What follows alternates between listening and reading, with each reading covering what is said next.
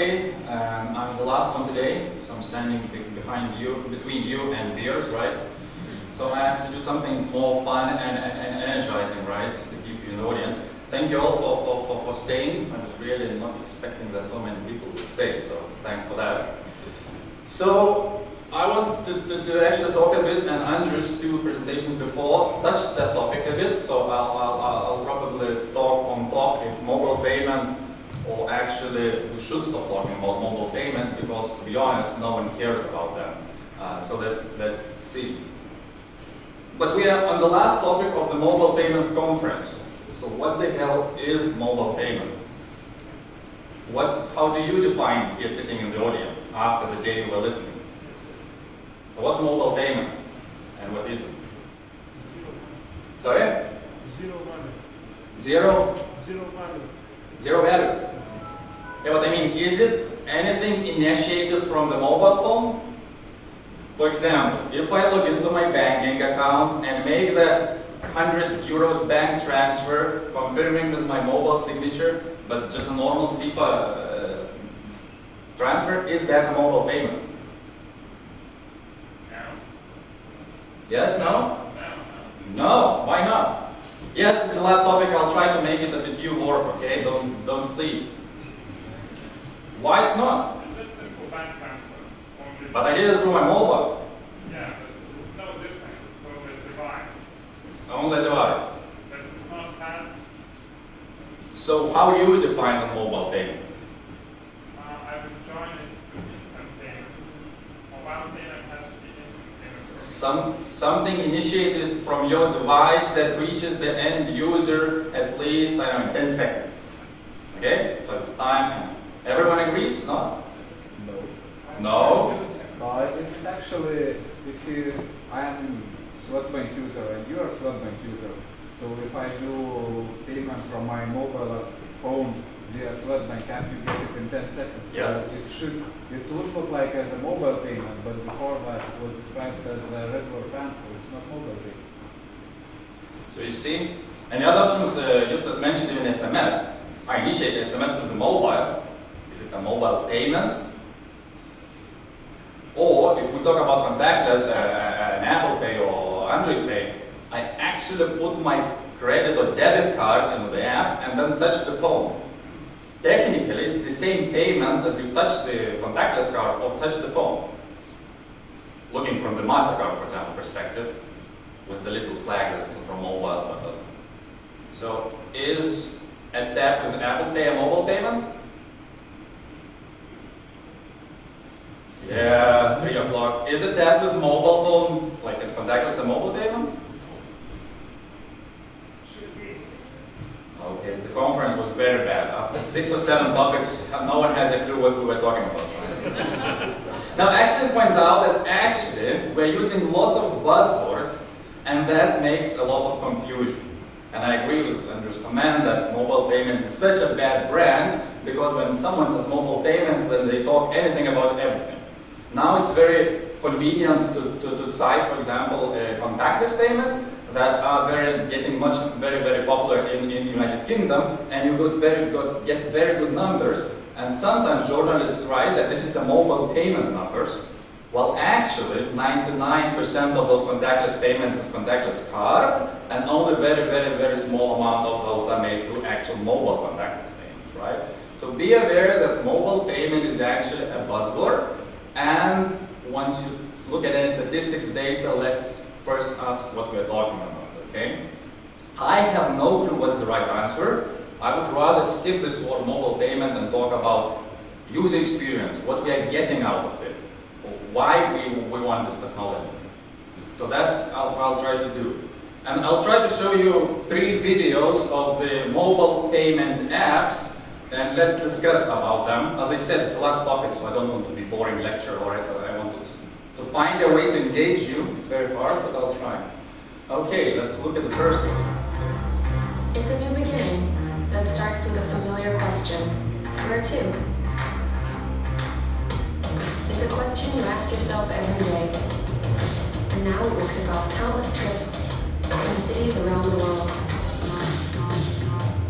And make it easier than ever to find the right ride.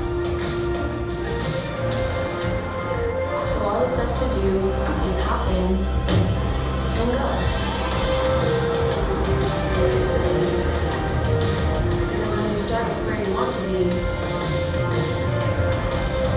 you're already on your way.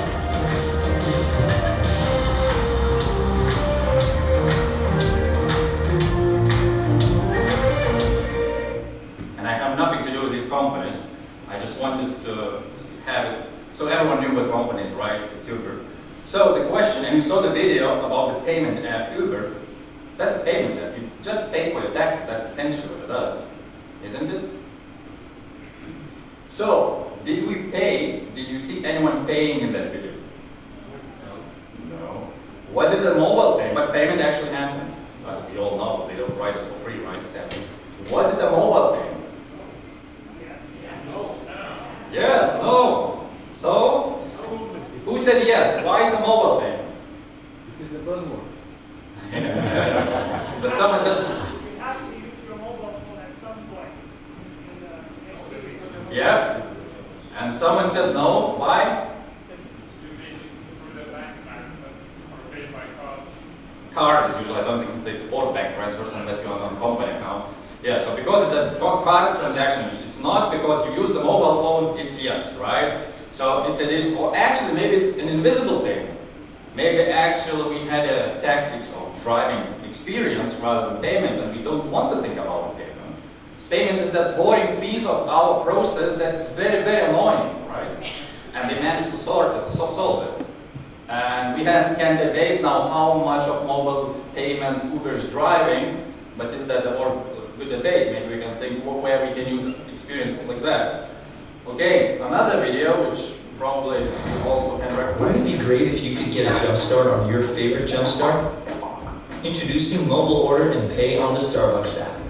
It lets you order and pay for your coffee before you get to the store, which means you can enjoy your favorite drinks and food, and still have time to let your dog investigate a few more treats. So when you're thinking Starbucks, whether it's on your way to work, or you just need a break from it, you can order ahead. And just like your neighborhood barista, the Starbucks app will remember your favorite drinks, help you find new ones, and offer ways to customize drinks so they're all your own. But no matter what you order, with the Starbucks app, you'll always pick up a little more time. To try mobile order and pay, download the Starbucks app, tap on order, and get started. Okay, so it's another app. And the same questions. So, did we pay? Yes. Yes. Good. Was it a mobile payment? Yes and no. Yes and no. Was it? Do they talk about payment in the video, marketing video? They do a bit. They say order and pay, which I don't know why they're doing. I think they're ruining experience. If they would talk order only, it would be better. But they added that pay because people probably think pre-order and then you go and collect, because in UK it's click and collect, so you collect, you still pay when you come. But actually, do you really think that I'm paying for the coffee? Or you think I'm ordering the coffee while I'm in the car or going with my dog? Which thought goes through your head? Ordering, right? Okay. You like students in the university, you know? You ask a question and then you have to force you to speak. Okay, last one. 4 years ago, we started to wonder, what would shopping look like if you could walk into a store, grab what you want, and just go?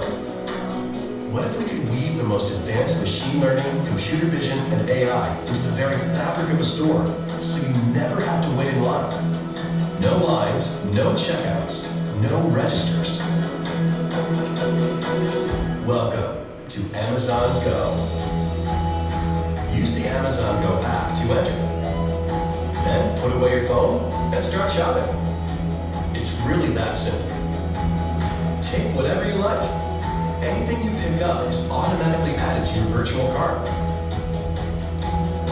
If you change your mind about that cupcake, just put it back. Our technology will update your virtual cart automatically.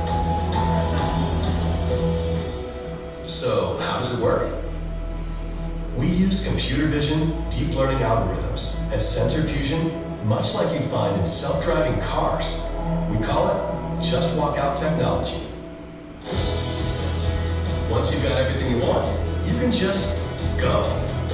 When you leave, our Just Walk Out technology adds up your virtual cart and charges your Amazon account. Your receipt is sent straight to the app, and you can keep going. Amazon Go. No lines, no checkout. No, seriously. Okay, that's the future shop, right? So, did we pay there? Yes. Oh, more answers. Good, good, I'm getting that. Was it mobile payment? Yes, no. You actually didn't have to confirm me with the payment, right? With the mobile, you just told that I came to the shop. That's the only thing you did. But you need the phone. Yeah. You don't go with desktop or... Yeah. So it's the same as with Uber, right? We don't say we pay with them. Actually, we get the driver, we connect with the driver, we check in, we don't check out. Today, payment experience is check out. You get things, you get out. Now experience is changing. So I wanted to illustrate this by thinking that once you now start thinking about mobile payments, don't get stuck in that technical jargon mobile payments, because I think it's boring. How to change cash, card, mobile. Think about how we can have different customer experiences that probably will need payment because we need to pay for things, but we're not thinking about that at all, right? As it was in this example. And the most annoying experience for us, which connects to payments, is waiting, right? How much of time you spend waiting in a queue just to pay? You already got your jeans in H&M or whatever, and then you need to pay for it, and there is a queue. You want your morning coffee, you get in the cafeteria, and there is a queue. You got your petrol, you want to go and pay for it, and there is a queue because someone is getting a hot dog, right? And many, many ways where we just wait to give money to retailer that already could get it fast, right? And this is annoying, and I believe the payments actually will kick off much, much faster when we will start solving this waiting, right? Not the making transaction a bit faster, enter a PIN is 10 seconds, contactless is 3 seconds, so we save 7 seconds, but to save all 5 minutes, I wait in the queue for my morning coffee. And if you look at numbers, it's very interesting to count. For example, we as WoraPay working with Vaidas banking group, and they have about 32,000 employees in the offices, which you calculate, a year they spend 10,200 man days just standing in a queue for coffee. Right? So even looking from a company perspective, that's a bit of savings you can do. You can count from your own perspective how much time you would spend. Or if you look at some other days that there's lots of sales that actually lost because people see a long queue and just pass by, right, and don't buy at that point in time. It's Britain, it's UK statistics. So how retailers solve this problem? They install more cashiers, like more physical cashiers or self-service machines. So for example, Pret in the UK is a very good example. Although they always have a long queue, it goes very, very fast because there's like 10 people serving you during peak time, right? Or another option, which you actually have even in Lithuania, in McDonald's Pawame, you go and you actually kind of force to order on the big machine and pay in it, and then the order goes there, right? So you're not going to the counter to order. So self-service machines is also a way to speed up the payment process or ordering process. But why not to move everything to mobile, right? Why, when I'm in McDonald's, I need to go from the car parking to the machine to order and then wait, if I could order from my car when I park, right? So what we are building, we're building technology that basically enables those experiences that you just saw before, and we try not to call ourselves a mobile payments company because payment is boring. We're creating experiences where payment becomes invisible, where a retailer can provide totally new experiences.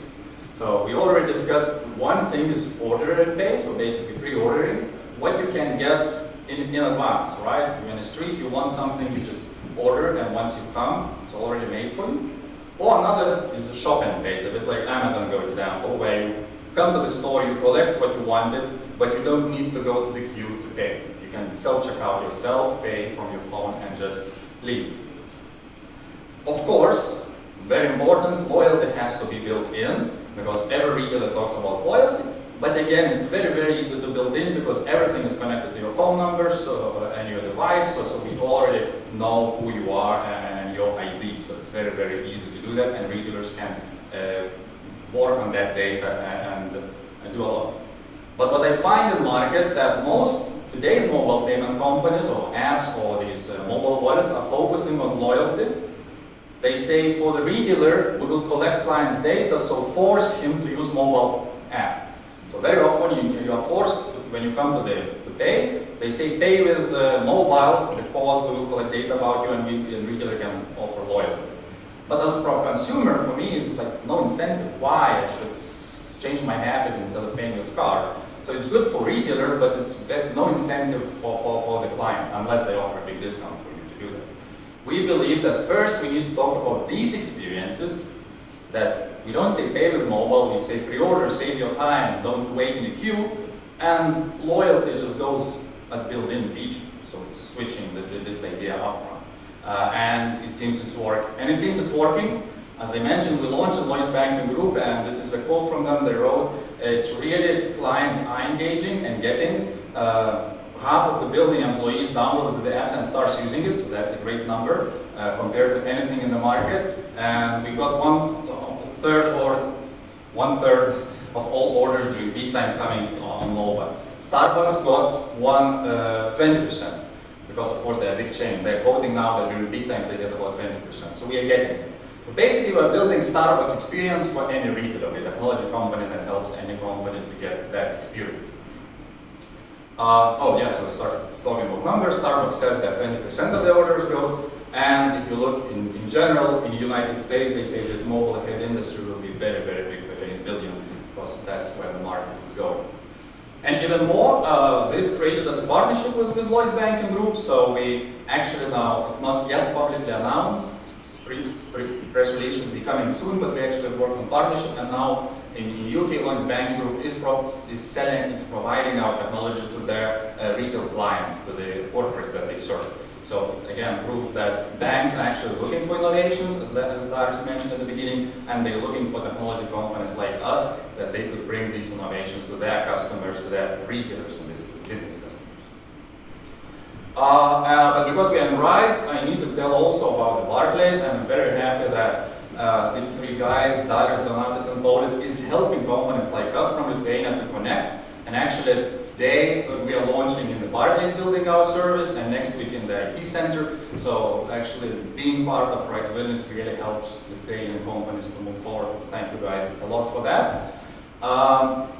And I wanted to finish probably a discussion about Lithuania. And again, discussion. We know that banking apps are improving. I just put the main one, but of course they are getting you to send those 20 pounds to a friend in seconds. We know like there's other players like PaySera or the telco operators wrote the deal that they will create something, or the Revolut or N26 is coming to our country also, right? So how do you think? Is mobile payments coming to Lithuania?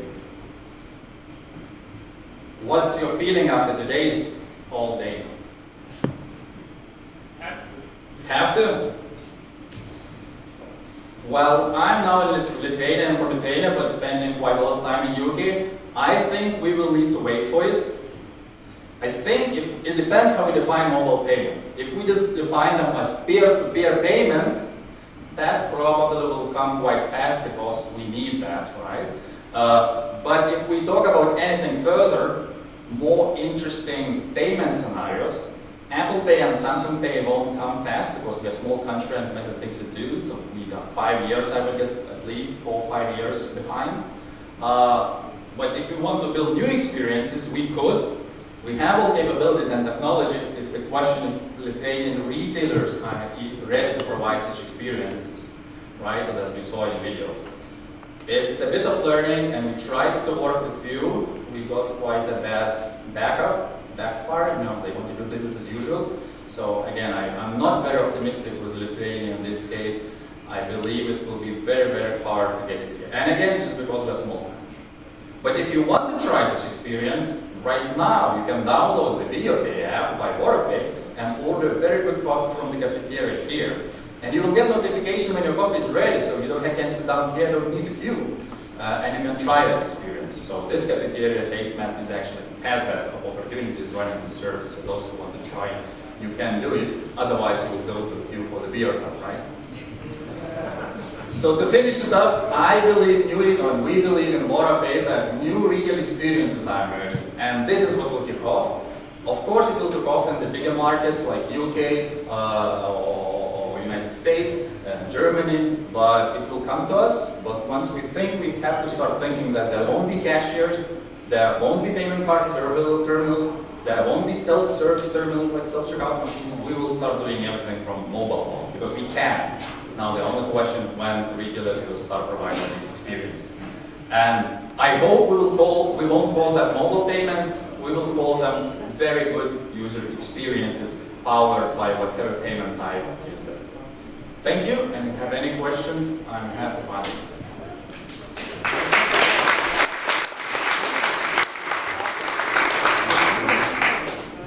Hi, how do you integrate marketing solutions inside the app? Let's say if I come to the coffee shop, I want to go but I see a nice muffin and then I buy the muffin as well. How do you resolve that in the app when I reorder? If I just want the coffee, I won't be, So are you asking what lines of code to write to do that? No, how do you integrate the marketing itself of that? I mean, that's the beauty. As you can understand, the data sits in the back end, so we know who you are. Of course, if it's not your first purchase, we know at what time you are, and we can know what inventory is there. So we can do many interesting things based on location, based on your preferences. I will be very clear, it's not easy to do right. We always think, oh, we'll do push notifications and everyone will buy. This is a huge thing to do right. So actually what we're advising retailers and what works, don't do any marketing loyalty first, get people used to this service, and then start it bit by bit. While retailers are often working backwards, these initiatives are usually not these that I show in the video, but in general, mobile and initiatives are kicked off by marketing departments where they think, let's create an app, and what that app has to do to be like an advertising board. So I will push your notifications, all ads. Are you going to install an app that shows you ads? And how often you're going to use it? You install it, if it shows you 3 ads, you'll just uninstall it, that's it. But if you hook someone good user experience that I don't need to wait in the queue in the supermarket, after that you can tell, oh, but there is this. So you can do that, but I think retailers are working backwards is too early. You should first get user base on the user value features and then start upselling. And getting back to numbers, Starbucks now has an issue. They need to hire more baristas because the repeat time, the orders increased so much that they're getting more throughput. And our numbers from caterers we work with shows the same. We got an average 5% uplift in general in sales by providing the service. Because clients, it's so easy and convenient to start ordering more because you don't need. And otherwise in the morning you have 9 o'clock meeting, you have 5 to 9 in the office, you can't get coffee, you go to the meeting. That's it. Thank you for your question.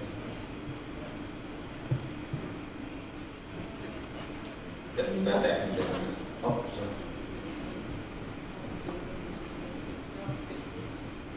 Hey, specifically talking about the WoraPay experience, have you finally implemented this one-click order that we talked about last time? So it's a bit just training people because actually, even if you look at Starbucks or anywhere else, transaction happens in the back end anyway.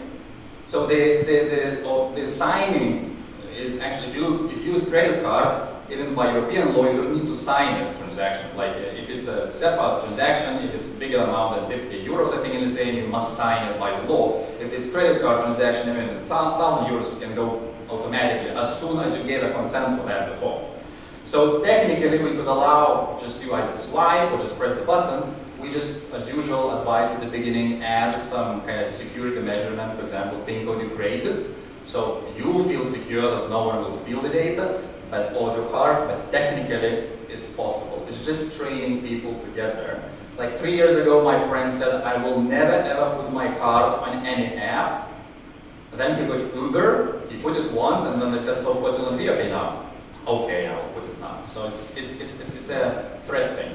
It's the same as we have discussion today, is contactless card safe, right? How many of you won't use contactless card because someone can steal your money by tapping some device next to your pocket?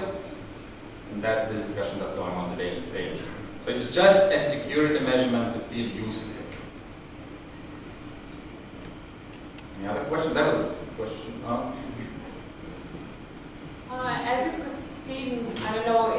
this yes or no game, we have a different understanding what is a mobile payment. So can you define it by yourself, how you understand it, and just, you know, what it is in your case?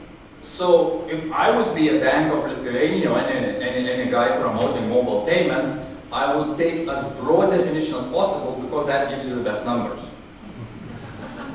So I would say anything that was initiated or was initiated, if it's kind of repeated payment, from a mobile device, however you define it, again, that's a big question. Is laptop mobile? You can move it. But anyway, let's say I would keep that definition, and then all payments initiated through the mobile banking apps would go under it.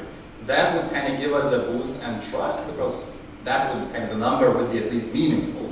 If we start talking that mobile payment is only, as Sharuna suggested, very narrow definition, then we will have very little number, which does not help actually to give confidence for anyone to try with retailers, consumers. So my personal advice would be to take as broad definition as possible and kind of move all those. Even an e-commerce transaction, if it's initiated in the app, I would call that as a mobile transaction because you do that from mobile phone.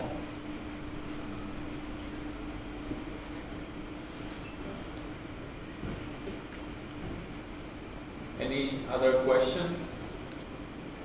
If not, you will have a chance to talk with Vaidas during the networking. You must install a WoraPay app and order coffee first. Yes. So thank you very much, Vaidas.